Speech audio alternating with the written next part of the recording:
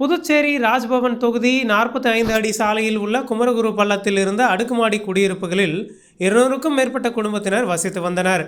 இந்த குடியிருப்பு குடிசை மாற்று வாரியத்தின் மூலமாக கடந்த 30 ஆண்டுகளுக்கு முன்னால் கட்டப்பட்டது.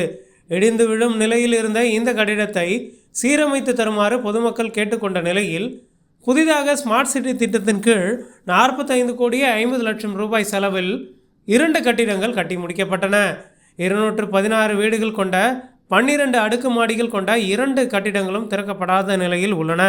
இந்த கட்டிடங்களை ஆய்வு செய்த சமூக சேவகர் சார்லஸ் மார்ட்டின் அப்பகுதியில் வசிக்கும் மக்களின் குறைகளை கேட்டறிந்தார். பின்னர் செய்தியாளர்களை சந்தித்து பேசிய அவர், மக்கள் வரி பணத்தில் கட்டப்பட்ட குடியிருப்புகள் உடனடியாக மக்கள் பயன்பாட்டிற்கு வர வேண்டும் எனவும், இங்கு வசிக்கும் மக்கள் ஏழ்மையான நிலையில் உள்ளதாகவும், உடனடியாக அரசு தலையிட்டு குடியிருப்புகளை உடனடியாக தந்து உதவ வேண்டும் என சமூக சேவகர் சார்லஸ் மார்ட்டின் தெரிவித்துள்ளார். மக்கள் பயன்பாட்டிற்கு விரைவில் வீடுகளை தரவில்லை என்றால் மக்களுக்காக உண்ணாவிரத போராட்டம் நடத்தப் போவதாகவும் தெரிவித்துள்ளார்.